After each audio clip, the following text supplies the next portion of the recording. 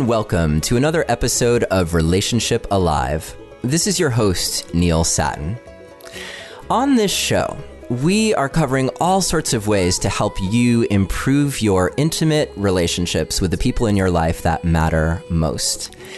And we've covered that from all sorts of angles. We've talked about sex. We've talked about communication. We've talked about the underlying currents of processing your past wounds with your current partner. And in today's show, I wanted to give you a special way of bringing all of that work together in a completely different way than you've ever experienced before. Now, today's guest, Dan Wile, is notable because he is one of the only people that was recommended to me by John Gottman. So you know that his work carries a certain kind of weight to it. And I'm thrilled to have him here on the show. He is the creator of collaborative couples therapy. And what you're going to find is that his approach to dealing with questions of intimacy and how to create intimacy and what fights are all about is really different than probably what you've heard on the podcast. And if you've experienced couples therapy, unless you've experienced therapy with people who have been trained by Dan, then it's going to feel really different. And there's something about this unique approach that I think brings a really dynamic quality of being present and alive and, yes, intimate with your partner. We're going to have a detailed show guide for today's episode, as always, and if you'd like to download it, you can do so if you visit neilsattin.com/Wile, and that's W-I-L-E, as in Dan Wile, or you can text the word passion to the number 33444 and follow the instructions, and I'll send you a link so you can download the show guide to this episode as well as all of the other Relationship Alive episodes. Okay, so Dan Wile, thank you so much for being here with us today on Relationship Alive. Glad to be here. Maybe we could just start off by talking about the collaborative approach. It relates to how you collaborate with your clients when you're working with clients, and I think it also relates to the dynamic that you're really trying to foster between the couple when you're working with them. So what is collaborative versus what someone might be experiencing otherwise? Well, the big problem that couples have is they get into fights or they get withdrawn. And instead of having a collaborative exchange, an intimate exchange in which they work out whatever needs to be worked out and they reach out to one another. So that's the whole point. The whole point is to create a loving conversation between the two out of whatever is going on at the moment. Now, one thing that really struck me in your work was this idea that we have all of these skills that we've developed about how to communicate well. And in your book, After the Honeymoon, which is an amazing read, you detail a lot of these skills, and I think people who have listened to the podcast will recognize them from some of the other episodes we've had on the show. But then you go on to say that sometimes it actually makes sense to throw the communication skills out the window, or to, rather than avoiding a fight, to dive into a fight and to mine those deviations for the gold, the clues that they give you about your relationship. So I'm wondering if, hopefully I didn't totally misinterpret what you wrote, and maybe you could give some examples of how that sort of thing could happen for a couple. Well, the problem is that when you're in a fight, the rules of good communication go out the window. That is, there is no way to make an I statement when you're angry. You become a you statement generating machine. And you need to say always or never. If those words weren't invented, you would have to invent them yourself, because you need some way to express how frustrated you are. You need to amp it up a little bit. So that, the big problem is the rules of good communication are good things to think about and to know exist. But even more important is to realize that you're breaking them, because when you're angry, you're going to break them. Because if you know you're breaking them, then you're not puzzled by why your partner's getting more and more upset. That is, that you'll realize that you're being provocative. There's no way not to be provocative when you are in an angry state of mind. Yeah, and maybe you could detail for a moment too the three states that you mention: adversarial, withdrawn, and empathic, and how someone could recognize which state they're in. Yeah, now there are fancy ways of talking about being angry, withdrawn, or collaborative. So when you're angry, it's a cycle. It's a vicious circle in which suddenly you have that tone and you begin to make an accusation. You statements come into it, and you get defensive. Matter of fact, when you're in an adversarial mode, all you can do is attack or defend. You really can't do anything else. And once you do that, your partner is going to respond in kind. So, just in the course of an ordinary conversation, you're going along fine, and then one partner says something that has an edge to it, a critical edge that the other partner is sensitive to. The other partner responds with a counter complaint, and they're off to the races, and it can build up in quite an intense thing. And the whole mind changes at such a moment. There's different biochemicals are operating. I remember my girlfriend and I were having a fight, which meant that I thought I was right and she was wrong. And I was saying, angry and defensive things as you do when you're in a fight. And then all of a sudden she said to me, "What would you say to us if we were a couple in your office?" And I was able to say something warm and communicative that I was totally unable to before. That changed the whole tone of things. I was able to speak for her and see her point of view and talk about mine in a better, less explosive way. And something that I was not in a state of mind that I could possibly do until she changed the whole tone by asking me that question. So that made me really aware of something grabs a hold of you when you get into a fight, into an adversarial cycle. Now, a withdrawn cycle has a similar kind of quality to it. It's self-reinforcing, in which the cautiousness and the avoiding saying anything provocative of one person can stimulate the same in the other, much as whispering can stimulate whispering. So there can be a kind of devitalization occurring, a kind of a mutual withdrawal. Then the third kind of cycle, again, a self-reinforcing exchange, is one when a person makes an admission or an acknowledgement, such as, I've been arguing with you, but I think you've got a point there. Or, I'm saying this, I'm saying a lot of things that I really don't mean. And then the other person immediately might begin to make acknowledgments of his or her own, talk about more tender feelings.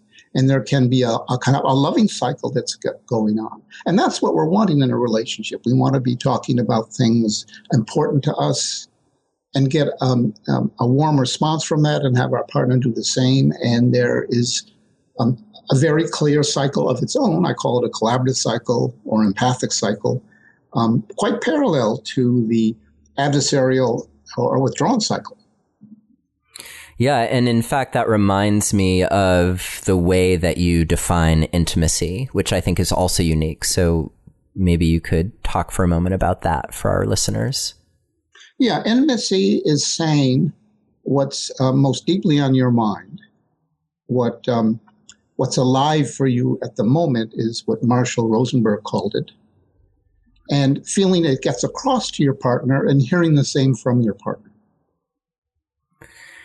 And what strikes me is that the way that, often people, I think, they think that they're communicating that, but they're leaving out that important first truth. And I'm blanking on what you label it, but the secondary truth comes out. So the I feel lonely is what comes out versus, yeah, go ahead. There's a leading edge feeling is the term I've used. Yeah. Which is, and I also talk about how an ongoing issue is loss of voice. Yes. That is loss of contact with the ability to really pin down what it is that is underlying what you're feeling at that moment. There's a great relief if you can get it out and if it's heard by the other person. And there's something kind of unsettling and incomplete if you can't figure it out, and if when you do try to say something about it, you feel it doesn't get across to your partner. Right. So can you give an example of how that leading edge feeling, let's do these two maybe back to back. So what's a leading edge feeling that someone might have delivered more wisely versus saying like, I'm really lonely right now, which would feel like a truth that you might want to, let your partner know about? Well, let's see. One of the problems with I feel really lonely now is that it can come across to your partner is my relationship with you is making me lonely. Mm. So, right, you're not doing something that you should be doing right now. Yeah, that's right. That you're, I guess a better example is if you're saying I'm feeling abandoned, has that kind of, it's an I statement that has a you statement hidden in it. Mm-hmm. You know, it's you're abandoning me. And so in a more subtler way, I feel lonely can have that also, that feeling. But that can be a leading edge feeling. I feel lonely. That can be what's on that person's mind at the moment. That there's relief in getting it said. Yeah, can we talk a little bit more then about the leading edge feeling so that people really get what we're talking about? Well, let's see. It's a kind of thing that when you get it out, you get this sort of sigh of relief, and it can be anything. It's usually a soft underbelly feeling, I'm feeling lonely. That's a good one. Or at this moment I'm feeling insecure. Or I'm feeling a little bit down, and I feel there's something wrong with me because I don't think I should be feeling down. Yeah, you offer a great example of like a couple dealing with one of the people thinking that they're really boring, and how like actually voicing that, like the leading edge feeling might be something like, I'm worried that right now you're actually finding me boring. Or the partner might say, I'm worried right now that I'm not going to be able to truly show up in this conversation with you. Yeah, that's right. So a person could be going on and on in an effort to be interesting. And the more relieving thing, the leading edge feeling would be, I'm worried I'm not being interesting. Mm. So in other words, there's a fear or a wish. I wish I could be more interesting. I'm struggling the best I can. I'm afraid I've lost your interest. It could be real relieving for a person to pin that down and to say that and to stop trying to be interesting when they think they're failing, and just sort of say where they are really and what their struggle, what their inner struggle is at the moment. Yeah. And this gets at, I think, your point about how every moment really offers you an opportunity to be intimate with your partner. That's right. There's something going on in Well, there's a struggle that people are having much of the time, not always, but much of the time, that they're trying to cope with. Like they're trying to be interesting when they feel they're not interesting.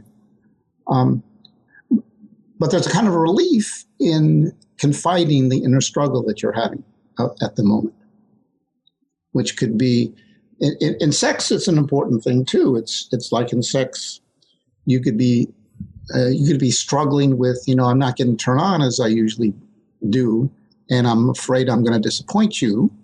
That could be a thing you don't say because you don't talk much in sex anyway, but it's also something that you're afraid can break the spirit. But there'd be a certain relief in being able to confide the struggle you're having at that moment rather than just sort of flailing around in that struggle. Right. And the fear I could see someone having would be like in that example you just offered.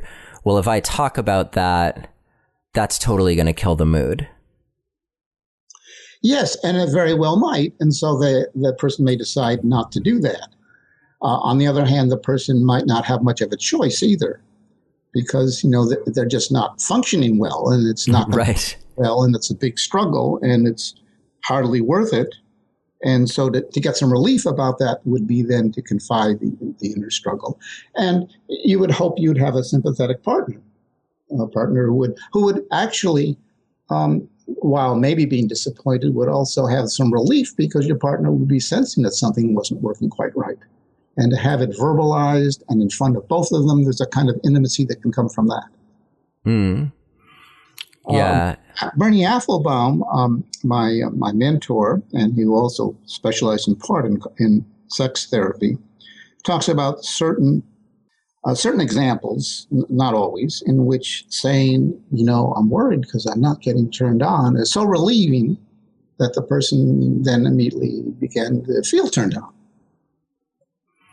Right, because that not being turned on, I could see that just kind of keeping someone in their head versus actually being able to get into their body or into their experience. So if they're wrapped up in the I'm not getting turned on and this is going to be a problem and it's creating a problem, and then they're definitely not there in the moment with their partner at that point. Yeah, there's a whole theory of human experience here where much of the time we are having a struggle with ourselves, whether self-blame or some type of self-concern we're having, and only a small fraction of what were really going on in our mind and our inner struggle that we ever tell people. And there can be a great relief if every once in a while in important moments we're able to really confide that. There's such a big difference between, what's going on, the thoughts, the ongoing thoughts, and what is actually said.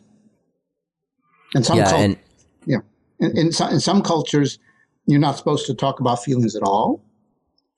In every culture, there's certain feelings you're not supposed to have. And so you don't talk about them. And in a way, sometimes you don't even know exactly what they are because there's not words for them even. So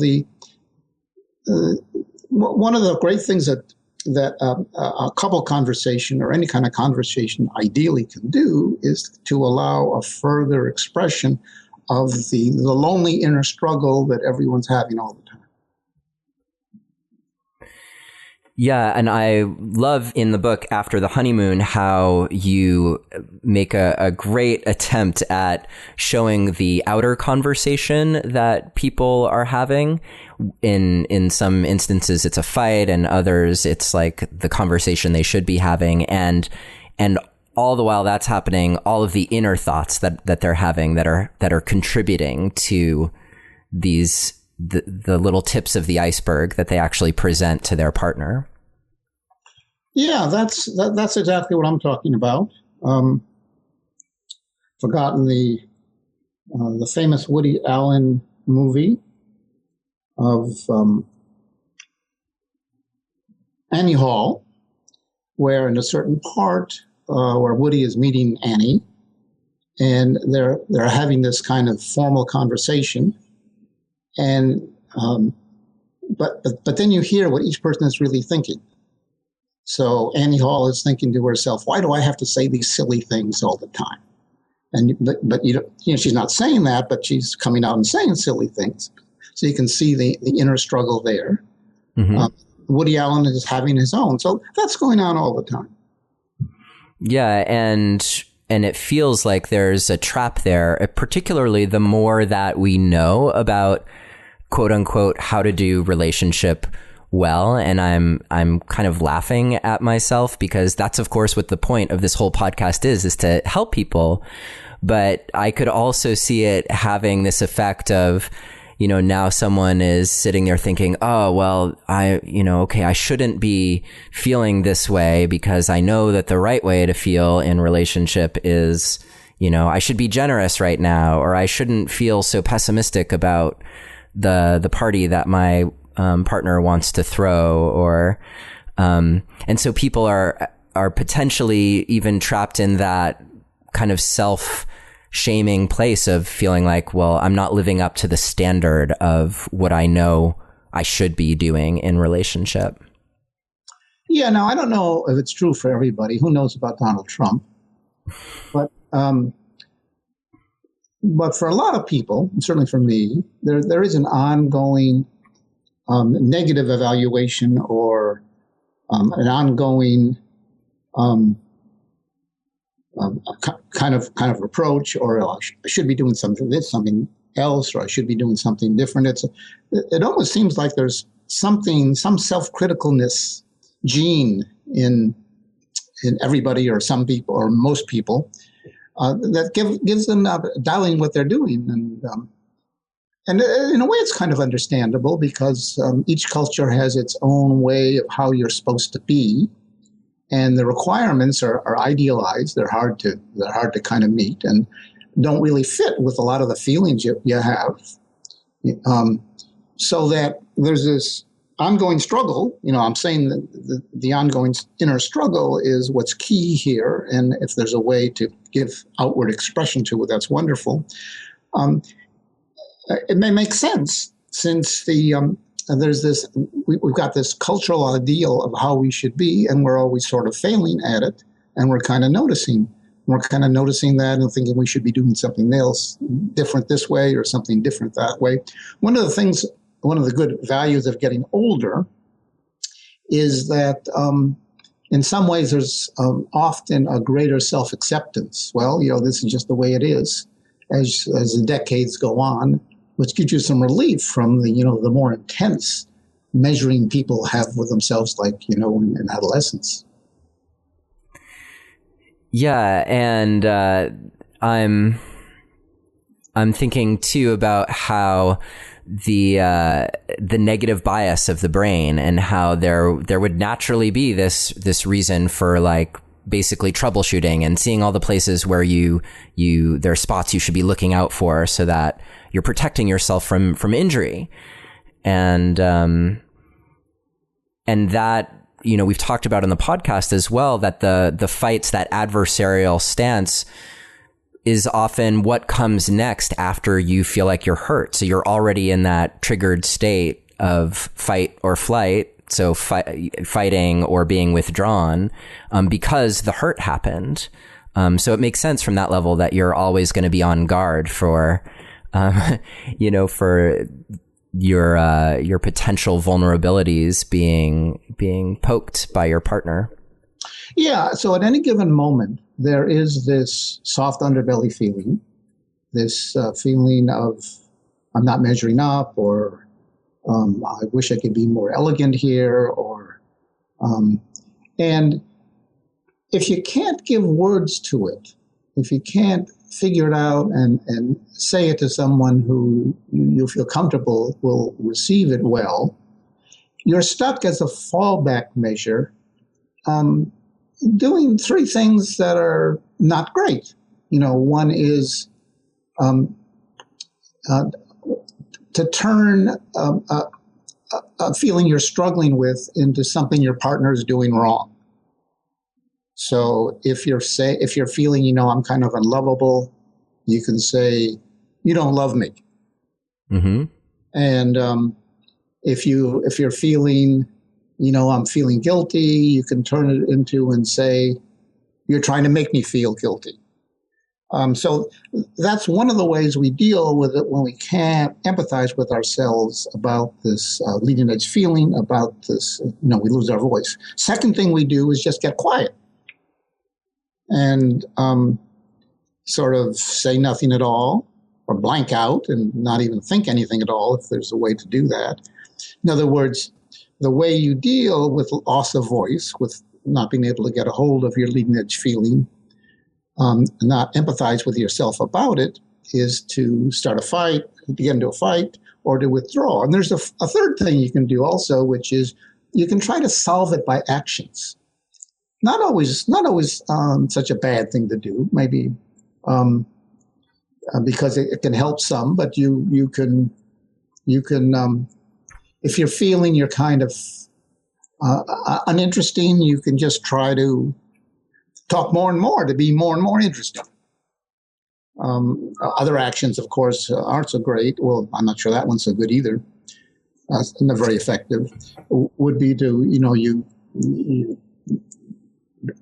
drugs and alcohol to kind of dull the inner struggle that you're having at the moment. Right, or to make you way more interesting, at least in your own mind. Yeah, now that is some people seem to do that, which is they talk more and more and they somehow are feeling that they are being impressive. Now, some people are. Some people at some point they get into the groove and they get feedback from others that make it clear that they're really quite, if they're feeling kind of insecure, well, all of a sudden, they're that feeling that really coming across well. And there's other people who talk and somehow don't notice or discount the fact that people are trying to get away from them. Yeah. And so I'm curious about if we're all at various times throughout the day, let's say, having that leading edge, soft underbelly, inner struggle going on, how do we get at it? How do we get in touch with what that is that's happening within us so that we can voice that to our partners? Well, let's see.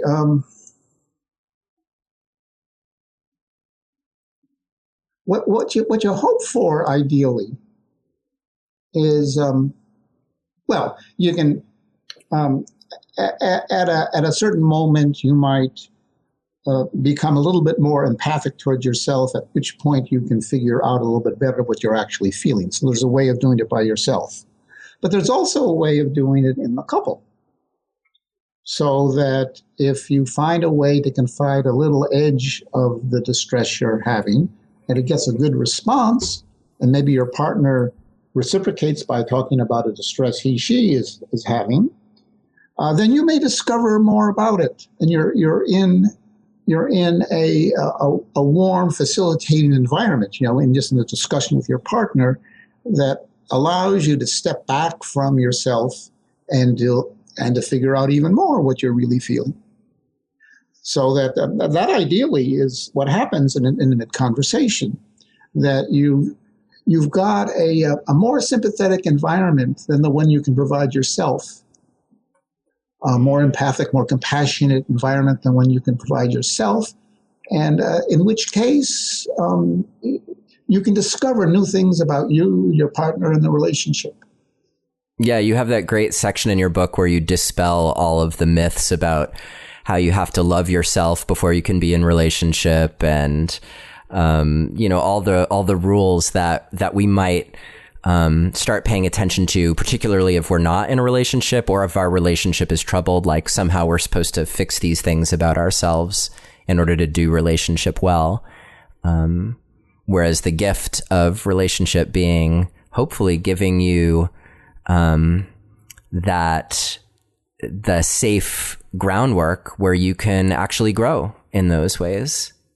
Yeah, there's a danger of Connie Applebaum once put it, of an insight becoming a moral imperative, meaning that something like if you love yourself, that helps in being able to have a loving relationship. There's a grain of truth to that.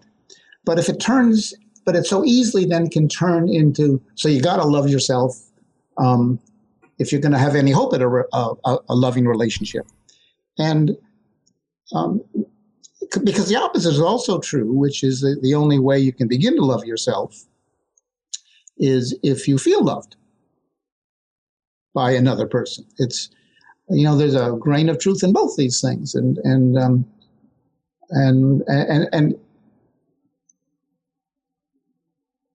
just adopting one view or the other is as I'm saying, taking something really useful, a useful idea, and making it a rigid way to start haunting ourselves.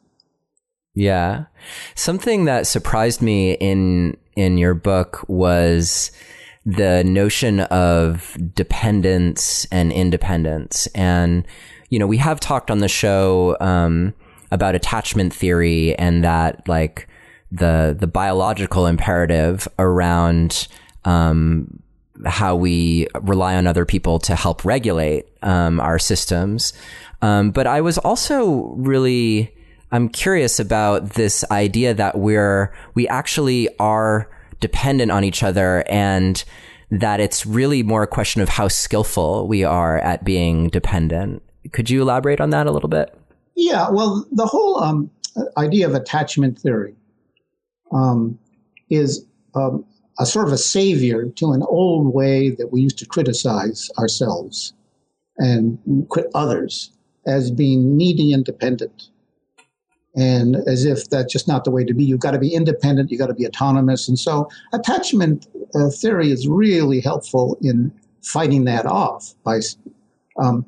All right, so I wrote this idea in the earlier days, and I guess it's still true, which is, before attachment theory came and became so strong.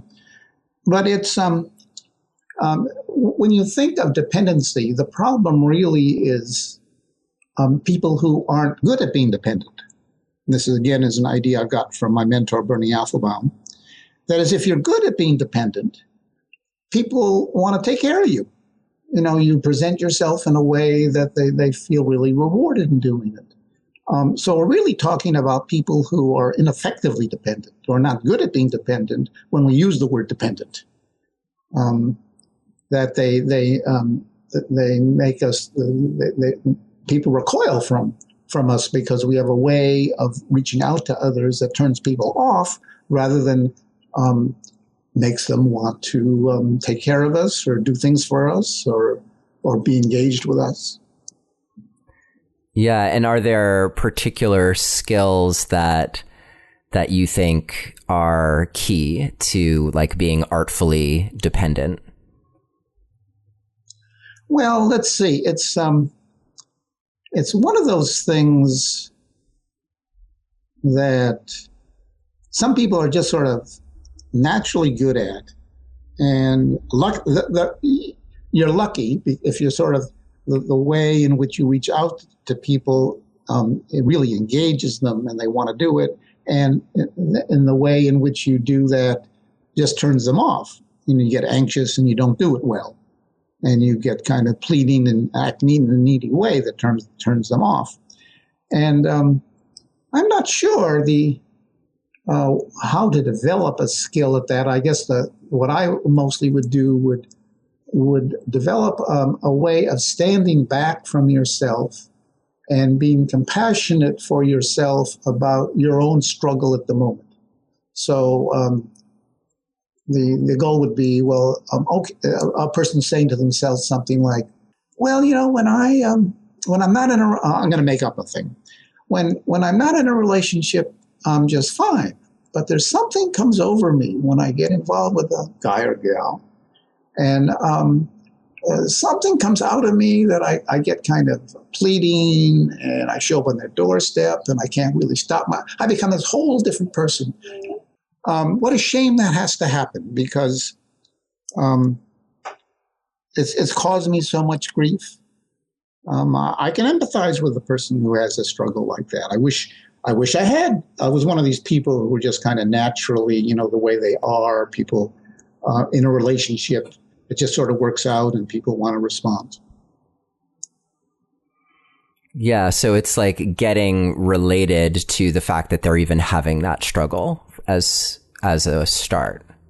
Yeah, that's right. So standing back and seeing it, and hopefully having some compassion for it. Mm-hmm. A hard thing to do. Matter of fact, you might have to step back one step further and say, and lament the fact that you don't have compassion for being that kind of person. Mm. Yeah. And that is, I think you name that as one of like the useful skills in collaborative couples therapy is helping couples step back and kind of get meta in their relationship to really see the problem, to see like how their recurring issues, to actually collaborate around noticing, oh, here's our recurring issue again, or to step back even further from that. So, are there hints for, how would someone recognize like, okay, this is a time for me to step back and look at it from the outside? Well, whenever you're struggling, is a good time to do that. Now, the thing I do in couple therapy is after a person has talked in a discouraged way, I would demonstrate what it might sound like if they were able to look at themselves empathically and talk about this problem, or for the couple were to look at themselves and empathize with themselves for the problem that they're having. But that's something we can only do in therapy. Now, how people can do it for themselves, I guess they could sort of try to imagine, well, now what if I were to look at the struggle I'm having from a compassionate point of view? Or for instance, suppose my friend were to be having this problem. What would I say to this friend? And that often can put you in a place where you can become sympathetic for what that person is dealing of for yourself in a way that you can't when you're just thinking of yourself, when you're thinking of a friend having that problem. Yeah, that reminds me of what you said earlier about the conversation that you had with your girlfriend, where she was like, what would you say to a client who is going through this? And it pulled you right out of the throes of the argument that you were in. Yes. While we're on the subject, I'm wondering if I know that you train therapists in collaborative couples therapy, and I'm wondering if you could describe a little bit, like, how is collaborative couples therapy different than what someone might experience if they weren't doing collaborative couples therapy? And I guess you could describe it from the perspective of someone participating in the therapy. How would their experience be different? Well, let's see. In some way, all us therapists do a lot of very similar things and have different terms and ways of thinking about it. The way I think about it is whatever the partners are struggling with, I want to try to turn it into the most intimate conversation I can that they could be having with each other. And to achieve this, I very often move over, kneel next to them, and talk as if I were that person talking to the partner. And so I would show them then the kind of elegant conversation where they'd be not blaming one another and not withdrawing, but really dealing with the issues and talking in a compassionate way about it. So for instance, speaking for one partner, I might say something like, what a shame that we finally found a person after all these years that we really can feel good with. You said the same to me, and I certainly feel that towards you, that we have to be struck by this horrible problem that may be a deal breaker, where you want a baby quite intensely and I can't see myself as having one. What what a tragedy it would be that this thing is going to break us up when we finally found someone that we really can love. All right, so making a statement like that for them, I'd be taking even an impossible situation and something that might end the relationship. But even then, there's a way of having an intimate conversation where you're sad together about it and empathic together about it rather than arguing and blaming one another. Or in order not to have a fight, withdrawing and not talking about it.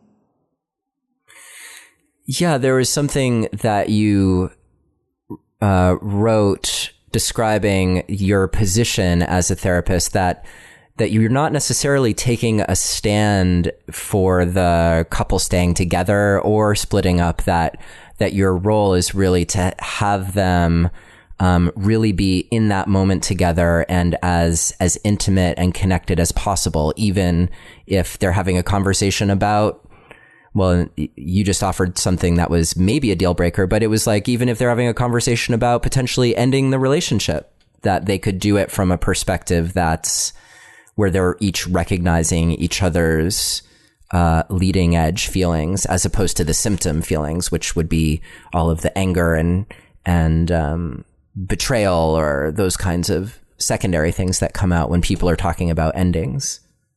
Yeah, so my focus is on having an intimate conversation about whatever's going on rather than whether to save the relationship or not. So that, say there's one person, this happens often, who wants to end the relationship and the other one who wants to continue it. And I can still try to show a better conversation they could have with one another. And so I'd help the person who wants to continue it talk about her ache, about it ending, and as well as anger. But, I bring anger into it by reporting it rather than just saying angry things. So in speaking for this person, I might say, I'm heartbroken that you want to end this relationship. And I got to tell you, I get into a pretty angry state sometimes about it. And I'm in that state now. All right, so that'd be my way of, that person is angry at the moment, of trying to make it a conversation, using whatever is happening at the moment. And then if the other person gets defensive and starts making it, let's say in an example of a couple where they come in after, say the husband has had an affair, and then the wife is complaining and about it and being really angry at him, and say that the husband is saying, well, I've changed now, and can't we think about the future? Mm-hmm. Go on and try to talk her out of her anger. So right. I might that never happens. and I might speak for the husband and say, I feel so bad and so guilty about what I put you through. I'm realizing now just how much that I can hardly tolerate hearing how distressed you are, which is why I'm trying to talk you out of it and get you to think about the future. All right, so I'm hoping that he'll like my saying that for him rather than feeling undercut. And I'm then taking this kind of unmanageable situation and trying to turn it into as much of an intimate conversation as you can in such a situation. Right. And it seems like, and maybe you can tell me if this is true for you in the work that you do with couples, but it seems like the more that you're getting people to that place of having the intimate conversation, then you're getting them out of the state of being triggered. You're getting them back to that place where they're feeling more resourceful and creative. And that's where they can actually begin to repair from these, like, either really serious things that can happen, like infidelity, or repairing just from, blowing up about who's doing more housework. Yeah, a relationship is how you deal with difficult moments. And so I'm giving them example after example of how ideally to deal with the difficult moments that they bring in. And the idea would be that they get a picture of how to do that from all the examples I've been giving them. Yeah, and And what do you tend to notice, and how that creates a shift for the couples that you work with? Well, the first thing is they come in reporting, well, we know we haven't fought so much, but we're still not close.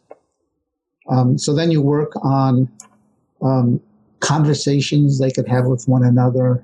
So what I would be doing at first, I guess, would be to turn an angry exchange into one where they're sort of seeing each other's point of view a little bit more. But then if they're not feeling close, then I would help them with the conversations that would produce closeness, at least close conversations. Now, whether the feelings will come along with it or not, then sometimes they do, sometimes they don't. Yeah, that reminds me of two things that I really want to ensure that we cover, and I think they're related. The first is this question of how to fight well. So it's not that we necessarily have this goal of eliminating conflict, but there are these clues that surface through arguing that actually give people this valuable insight into how their relationship could grow or how they could understand each other better. Could you talk a little more about that? Yeah, when you have a fight, two things happen. You say all kinds of things you don't mean and leave out all the positive things. And the second thing is that you say some things that you do mean, but you've been holding back saying in order to keep the peace or just to be friendly. So the ideal would be to recover from the exaggerated things that we're saying, but also later on to milk the fight for some undercurrent things that might be going on that need to be talked about. So afterwards, one partner may go to the other and say, there's a bunch of things you said about me, and which of those were said in anger, and which of those did you really mean? In particular, did you really mean that you don't think that I, and whatever thing is? And they could get back into the fight, but then they'd have to deal with that. But they could have a real conversation where they bring out talk about some issues that are hard to get at otherwise. Yeah, and that reminds me of this difficult situation, and perhaps you can offer some insight about how to work with this, which would be one person in a couple having a lot of facility with talking about feeling and emotion, and the other person either not having that kind of skill or not even really wanting to go there, being, feeling like, well, if we, why do we have to talk about our problems? Like that just makes our problems worse, that sort of thing. So what could you offer if I have a listener, and ideally, of course, I think many people listening to this show listen together with their partner, or they listen on their own, but then they say, hey, you got to check this out. But for those people who are listening and are like, yeah, I can't imagine ever having that conversation with my partner because they don't like to talk. And I want to hear what their leading edge feeling is, but I'm not sure I'll ever get that from them. What would you offer them? Yeah, well, we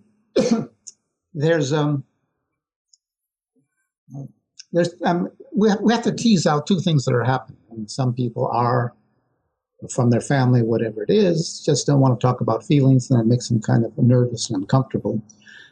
What I usually find, however, is that the person who is saying, I want to talk about feelings, is often saying it in some type of critical way. That let me see. Let me elaborate on that too.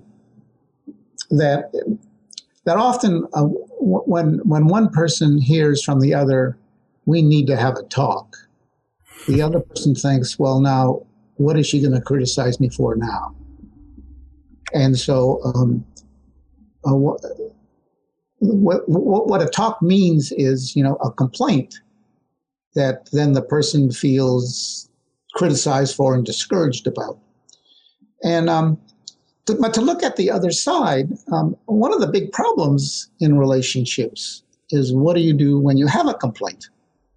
You can't think of a way of saying this thing that's important to you that isn't going to just make the other person feel bad and get them defensive or angry in return.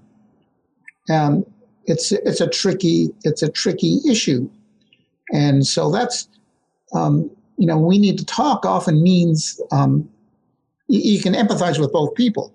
You can empathize with the person who's feeling, I'm going to what have I done now? How am I going to deal with this? I've got this unhappy wife. This is a stereotype, but there's a certain truth to it that John Gottman found, that the person who has the complaints mostly is in a heterosexual relationship is the woman, and the man's main complaint is that the woman has complaints. But you can empathize with both, because certainly it's true that you need a way to talk about things that are distressing you about the relationship that works out. And so the wife, in this stereotype, needs to have a way. And on the other hand, the husband needs to have a way of having the conversation where he just doesn't feel scolded, is the word sometimes used. So that's now in my office, what I would do with that is I would restate what the wife says to make it less an accusation, and I'd restate the husband's point of view and give words to his struggle in a way that he likes and feels some relief in. But I guess mostly it's a tricky situation that we need to appreciate both partners' position in. Yeah, it reminds me of something that we spoke about recently on the show with Sheila Heen around, she's one of the co-authors of Difficult Conversations from the Harvard Negotiation Project. And they talk about this strategy of taking I think they call it the third way, or the third story. And so it'd be entering a situation like that and already saying like, okay, I know in this situation, like I have something I want to talk about, and I know that you are potentially hearing this as like a complaint, or I'm scolding you, and I really want to understand your perspective better on this thing. And so you're voicing the other person's perspective as well as your own, or at least your best guess at it, as a way of clearly it's going meta and helping everyone feel safe and held, so that there's like room for their viewpoint in that kind of conversation. That's an excellent example of what I'm talking about. So what you do then is you would anticipate the struggle of the person you're talking to. If you're going to bring up something, and give words to that for that person, as well as, I guess, words for yourself, which is this is something that I want to find some way to talk to you about that isn't just a criticism. You can get on the meta level, as she said. I call it the platform, getting on the platform. Yeah, and I can already, like, with even within me, I could imagine, like, my partner Chloe, if she came to me and said, and actually she's generally pretty good at this, but if she said, yeah, I want to talk about how the state of things in our kitchen, like, it's kind of messy, and I already know that you're going to feel like you're like, cause I know you're really busy and there's lots going on and we're trying to do all these things. And so we already have this problem of how to find time. But we have to solve it somehow. Like already I'm like, yeah, you're right. We have to solve it, versus feeling like how I would have felt if my viewpoint hadn't been acknowledged, which would have been something more like, where am I going to find the time to, wash another dish or something like that? That is such a superb example. That is really good. The way I think about that in general is what a fight is two people who feel too unheard to listen. and in which each person is presenting their point of view, and the other person is presenting their point of view, and neither is acknowledging the other's point of view. So if you start right in by acknowledging the other person's point of view, how the other person might hear what you're going to say, you solve the problem. You've introduced it without getting the fight going. Yeah. I'm imagining, I just had this funny thought of like, as an exercise, a couple like having the same fight they always have, but from the other person's perspective. So where they're trying to argue for the other person, and I could see them doing that also, like, where it's not so much like an exercise, but more like every statement that they make saying like, and I'm pretty sure this is how you're going to hear this, am I right? Is that how you're taking it? And, but it could be pretty funny because we know each other so well, typically in relationship. That's, these fights, they're things we have over and over again, maybe in a different context, but it shouldn't be that hard for someone to actually really speak to the other person's perspective. Yeah, those sound like excellent things to do. Now you've got to be prepared for them to go south on you. Right. Sometimes when people try to represent the other person's point of view, they slip into their own real quickly. But if they don't, they can, and ideally, as you said, they can even laugh about it. That really changes the whole mood and tone of things. It's, the kind of repair that Gottman talks about. And then, let's see, the other one was the other task. Oh, yeah, to assume when you talk, when you bring something up, you just automatically think that, well, now how's this person going to hear it? How is this person going to feel criticized? And how can I anticipate that and bring that up? That sounds wonderful. And again, I prepare for the possibility of it going awry, where, by the time you bring something up, you might have built up some feeling about it. And to bypass your own anger about it might be hard to do, and it might sneak through and ruin the whole thing. So you need to prepare for the possibility it may not work out, but it certainly sounds like the way to go to try it.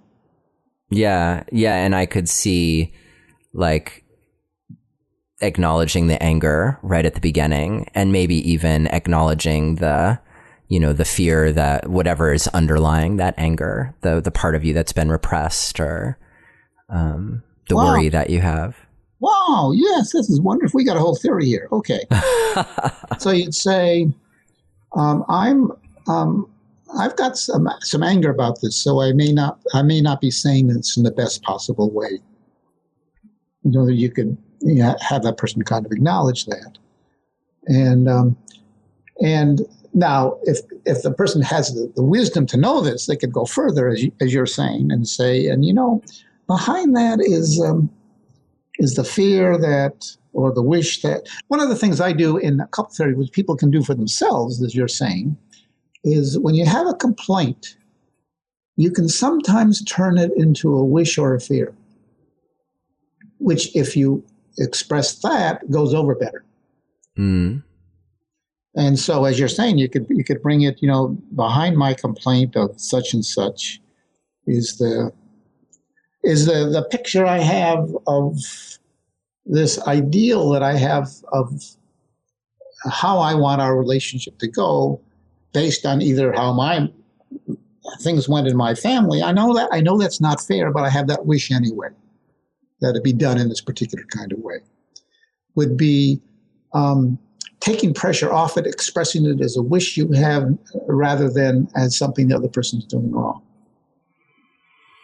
Right, and also the acknowledgement of the anger. I could see, you're almost inviting the other person to say, yeah, you could have said that better, but like not making that an issue.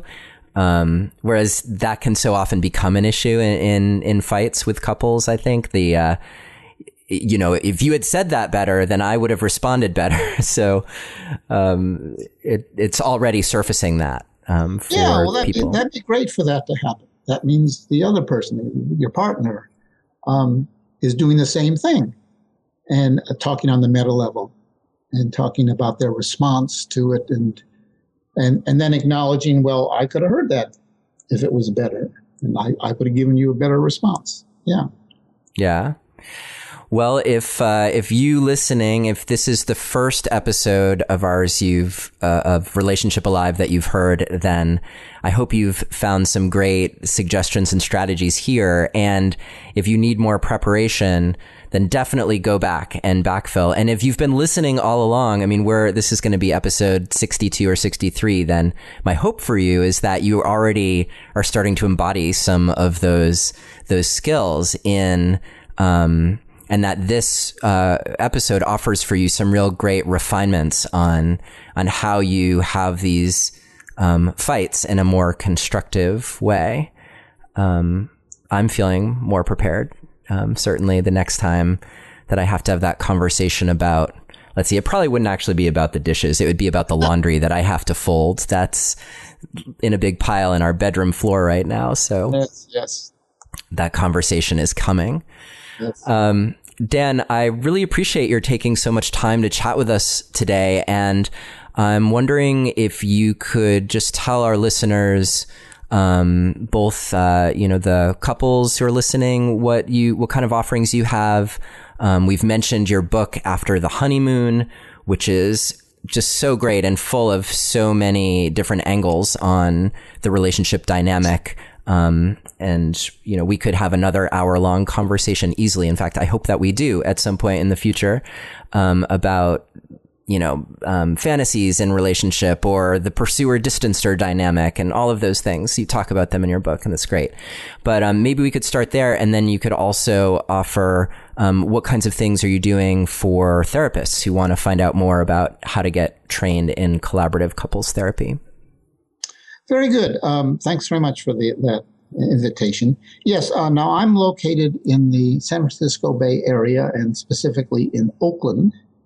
And there's a couple of things I do for couples and for therapists out of my office home in Oakland. Twice a year, with my wife, who's also a therapist, we have a couples workshop. The next one's going to be in April. We just had one, for 5 couples, and where we talk about, all the things that I've learned in my 40 years of doing couple therapy and how you can apply it to your own relationship. Also, twice a year, I do a collaborative couple therapy intensive for therapists. You can get that information from my website, which is www.danwile.com. And I also have for therapists a newsletter where I send out, every month or so, comments about my approach and how to use it. And I think that's pretty much it. Great. Well, we will have links to your site and to your books as well in the detailed show notes for this episode. And if you want to download the show guide for this episode, it's very easy to do. You can text the word passion to the number 33444 and just follow the instructions, and I will send you a link where you can download the show guide for today's episode and for all the other episodes. And you can also visit neilsattin.com/Wile, and that's Dan's last name, and it's spelled Wile. So you can visit that and download just click the button for downloading the show guide there. And we'll have all the detailed show notes. We've covered so much ground in this episode, and so I'll make sure that the important points are there in the show guide for all of you listening. Dan, when you were talking about your workshop for couples, it inspired this question in me. I hope we have time for one more, which is, when you gather together these 5 couples to do this intensive fun retreat, what is something that you're most excited about, like this knowledge or technology or strategy that you're most excited to impart to the couples that come to work with you? Well, it's pretty much this meta level that we were talking about at the end of the program. So that in the first part of the workshop, we go over all the boggles that couples can get into, pursuer, distancer, and things such as the thing you really attracted you to your partner also has problematic elements, and standing back and getting an appreciation of that, as well as getting an appreciation of what triggers you and what triggers your partner, as well as getting an appreciation of what's going on in the silent partner's mind, the one who's talking less, why that person talks less, why in some ways it makes sense that person is talking less, what's reasonable about that. The whole idea being to get a compassionate view of yourself and your partner. The way the workshop works is mostly we give a little talk about one of these things and then have the couples separately go off and discuss the pertinence of that issue to their relationship. And then it's a weekend, 6 hours each Saturday and Sunday. And the second, there's no pressure at all to confide anything to the general group. But often by the end of the second day of this workshop, people are feeling very comfortable and talk about their relationship, and have an example, go through an example of a recovery conversation that they could have where they deal with something, or a commitment they can make to make a change. Yeah, it sounds so powerful, and I could imagine a couple being really excited to go through one of these like recurring problems with you, helping them go meta, helping them voice the things that are the undercurrents of whatever it is that is going on. And yeah, that's an important part of it. Also, when people break up into their own couples, my wife and I go around and we help people who are struggling, and we do a bit of this speaking for them, saying what they might say if they were to be talking more on the meta level, if they were to be talking about wishes and fears rather than complaints, and sort of give an example of how one of these elegant conversations could go. That is a big part of the workshop. Yeah, great. And I'm already imagining the couples who are listening to this episode, like going back and in their next fight saying, okay, what would Dan Wile be whispering into my ear right now about what's actually going on in my partner, and how can I voice that? Which might be a good way of going meta, is imagining Dan into the room with you. Yeah, I can see it working. Okay. Well, Dan Wile, thank you so much for being here with us again. And I really appreciate your time and your wisdom and your contribution, not only to couples through your work directly with them and your books, After the Honeymoon, After the Fight, I think is your other book. Is that right? Yes. And also your work training therapists to help improve the quality of care that people get when they actually do go out to get help. And it's so much more valuable when the help they're getting is effective. And I appreciate the collaborative nature of your work and how much I can see that fostering intimacy for couples. So thank you so much. It was a great pleasure. Thank you for listening to another episode of Relationship Alive. If you like what you've heard and want to make it easier for other people to find out about us, please take a moment to subscribe to our podcast and to rate and review us on iTunes. If you have questions or comments or want to continue the conversation, you can always join our Relationship Alive community Facebook group. And for more information about today's episode, visit us online at neilsattin.com/podcast. Or you can always text the word PASSION, PASSION, to the number 33444 for more information. Finally, do you have a burning question that you're hoping we can have answered here on Relationship Alive, either for a future or past guest? Let me know and I'll see what I can do. Take care and see you next time.